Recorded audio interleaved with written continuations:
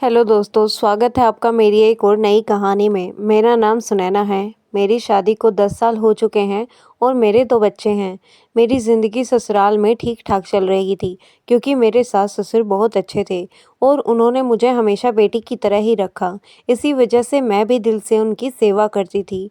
लोग ही अक्सर कहते थे कि मैं घर की पहली बहू हूँ, इसलिए मेरे साथ अच्छा व्यवहार होता है। जब दूसरी बहू आएगी तब असली हाल पता चलेगा। लेकिन मैं ऐसी बातों को नज़रअंदाज कर देती थी। घर में मेरे एक जेठ थे, जिनकी शादी काफ़ी देर से नहीं हो रही थी। सास-ससुर बार-बार उनसे कहते कि अब शादी कर लो, लेकिन वह किसी की बात नहीं सुनते थे। आखिरकार सास-ससुर ने खुद ही रिश्ता तय किया और 1 महीने बाद नई बहू घर आ गई। जेठानी बहुत ही खूबसूरत थी, इसलिए शुरू-शुरू में सब कुछ ठीक रहा और जेठ का व्यवहार भी थोड़ा बदला हुआ लगा। लेकिन कुछ ही समय बाद दोनों के बीच तकरार शुरू हो गई। छोटी-छोटी बातों पर झगड़े होने लगे, जो कि धीरे-धीरे बढ़ते गए। कई बार बात घर के अंदर से बाहर तक पहुंच जाती और माहौल खराब हो जाता। परेशान होकर जेठानी मायके चली जाती। सास-ससुर को नई बहू से कोई शिकायत नहीं थी, लेकिन जेठ उसे पसंद नहीं करते थे। वह कहते थे कि अगर वह खुद गई है, तो वह खुद ही लौट आएगी।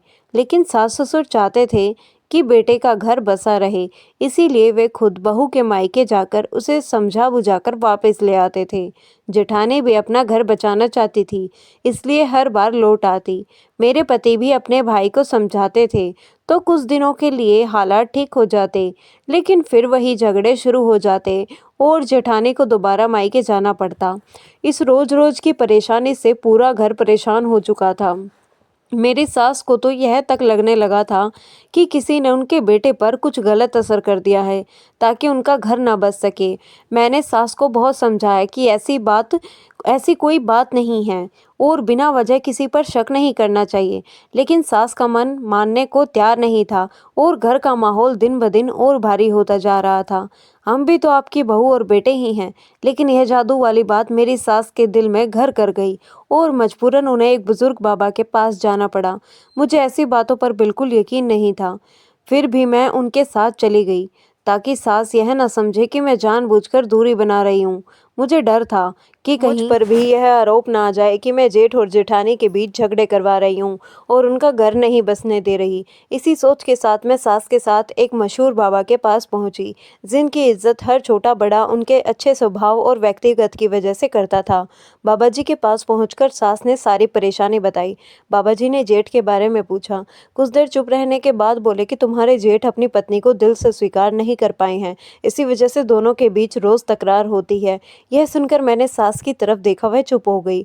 मैं तो पहले से ही यही कह रही थी कि आपका बेटा अभी शादी के लिए तैयार नहीं था, लेकिन जल्दबाजी में शादी कर दी गई, इसलिए आज यह सब झेलना पड़ रहा है। बाबा जी ने सास को तसल्ली देते हुए एक शरबत दिया और कहा कि कुछ दिनों तक दोनों को थोड़ा-थोड़ा पिला देना और ईश्वर से प्रार्थना करते रहना। हम घर लौट आए। मेरी सास कई दिनों तक यह मानकर चलती रही कि अब सब ठीक हो जाएगा और कुछ समय के लिए सच में घर का माहौल बेहतर भी हो गया। लेकिन जैसे ही वह शरबत खत्म हुआ, झगड़े फिर से शुरू हो गए। दोनों के बीच तकरार बढ़ती चली गई और सास फिर से परेशान रहने लगी। जेठ और जेठानी दोनों अपनी-अपनी जिद पर अड़े थे। कोई भी समझौता करने को तैयार नहीं था और इसका असर पूरे घर पर पड़ा रहा था।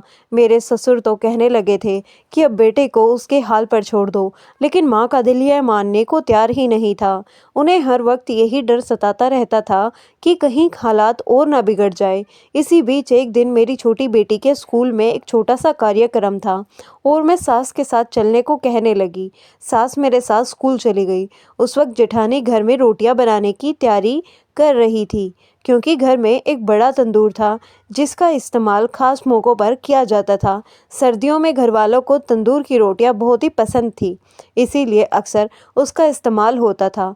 उस दिन भी जेठानी तंदूर के पास काम में लगी हुई थी।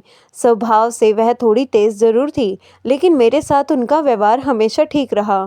ना कभी झगड़ा किया और ना ही घर के कामों को लेकर कोई शिकायत की।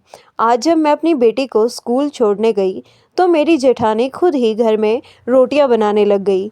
हमें वहां से लौटने में आधा दिन लग गया। जब हम वापस आए तो घर में जेठानी नज़र नहीं आई। सबसे पहले मेरी नज़र तंदूर पर गई। वह ढका हुआ था, जिससे लगा कि वह रोटियां बनाकर अंदर चली गई होगी, लेकिन जब मैंने रसोई में झांककर देखा तो वहां गूथा हुआ आटा वैसे ही पड़ा था। यह देखकर मुझे हैरानी हुई और मैंने जेठानी को आवाज़ दी, लेकिन कहीं से कोई आवाज़ नहीं आया। मेरी सास को भी कुछ अजीब सा महसूस हुआ और वह भी अपनी बहू को पुकारने लगी। तभी मेरे जेठ अंदर से निकले और बोले कि वह घर छोड़कर चली गई है और अब उन्हें उससे छुटकारा मिल गया है। यह कहकर वह अपने कमरे में चले गए।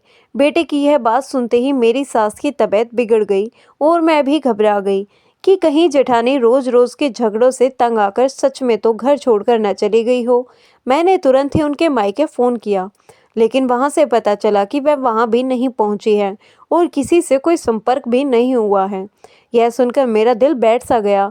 इसी बीच मेरे ससुर डॉक्टर को लेकर आ गए और सास को संभालने लगे, जबकि जेठ अपने कमरे में ही बैठे रहे। मुझे बहुत गुस्सा आया और मन से कहने गई कि उनकी पत्नी लापता है और उन्हें कोई चिंता ही नहीं है, लेकिन उन्होंने साफ कह दिया कि उन्हें उससे कोई मतलब नहीं है और अब वह अपनी मर्जी से ज़िंदगी जीना चाहते हैं।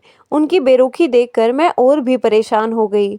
बाहर आते हुए जब मैं तंदूर के पास से गुजरी तो मुझे वहाँ से अजीब सी गंध महसूस हुई और मन में डर बैठ गया कि कहीं कुछ गलत तो नहीं हो गया है।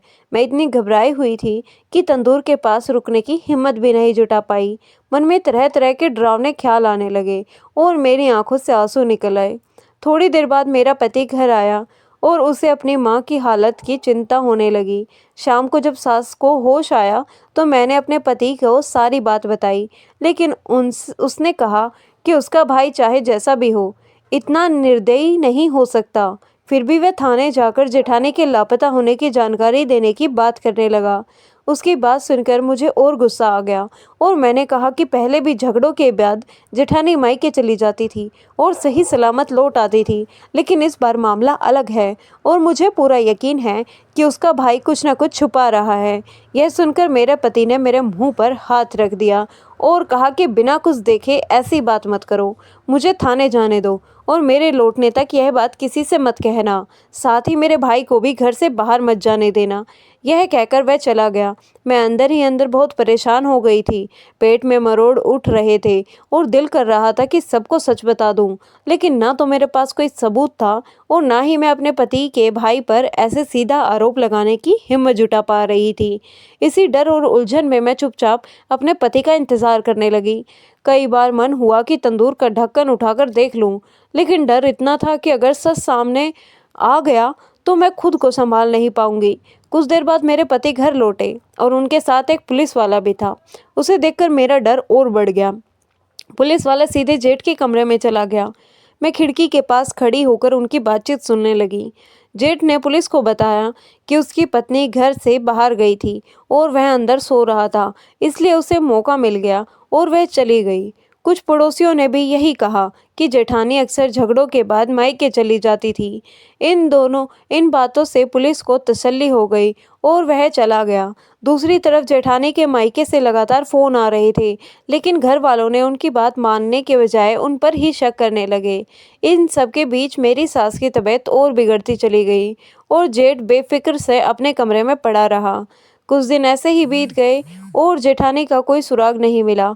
एक दिन हिम्मत करके मैंने तंदूर का ढक्कन उठाया। अंदर कोई इंसान नहीं था, लेकिन कुछ जला हुआ ज़रूर नज़र आ रहा था, जिससे मेरा डर और गहरा हो गया। मन में तय कर लिया कि अगर सच यही है तो मैं चुप नहीं रह सकती। कुछ दिनों बाद मेरे पति काम से बाहर जाने वाले थे। उनके जाने के बाद एक रात मैंने जेठानी के कपड़े पहन लिए और उनके कमरे में चली गई।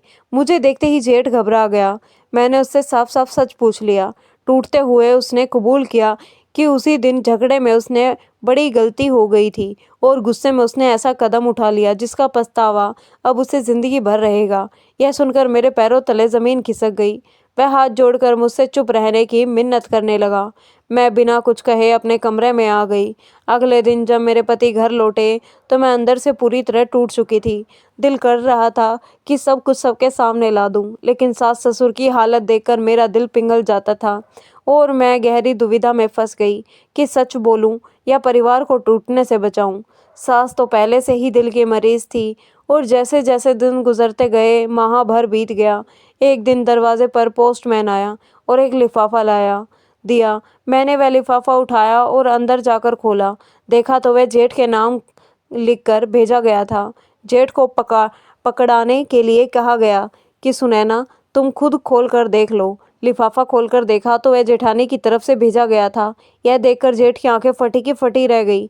मैं भगवान का शुक्र अदा कर रही थी कि जेठानी जिंदा है, वरना मैं तो हर रोज़ मरती और जीती रहती। कुछ दिन बाद सास ससुर और मेरे पति ने मिलकर फैसला किया कि दोनों को के लिए यही बेहतर है कि वे अपने अपने रास्ते अलग कर लें, वरना जेठ कोई और हद पार कर सकता था। जेठ ने तलाक के कागजात जेठानी के घर भिजवा दिए, मगर एक बात अभी भी मेरे लिए रहस्य बनी रही कि अगर जेठानी तंदूर में नहीं गिरी थी तो उसके जले हुए सूट की कहानी क्या थी। कुछ महीने बाद जेठ ने अपनी पसंद की लड़की ढूंढ ली। हमें इससे कोई एतराज़ नहीं था और हम सभी फिर से शादी की तैयारियों में लग गए। कपड़ों की खरीदारी के लिए मैं बाजार गई और वहीं मेरी जेठानी से मुलाकात हो गई। उसने मुझे पूरा सच बताया कि जब जेठ ने उसे तंदूर में धक्का दिया, उस वक्त तंदूर जल नहीं रहा था। जेठानी थोड़ी जख्मी हुई, लेकिन वह बाहर निकल आई। बाहर निकलते ही उसने एक सूट जलाकर सबको यह दिखाया कि जेठ ने उसे तंदूर में फेंक दिया है। इसके बाद वह अपनी सहेली के घर चली गई और फिर मायके चली गई।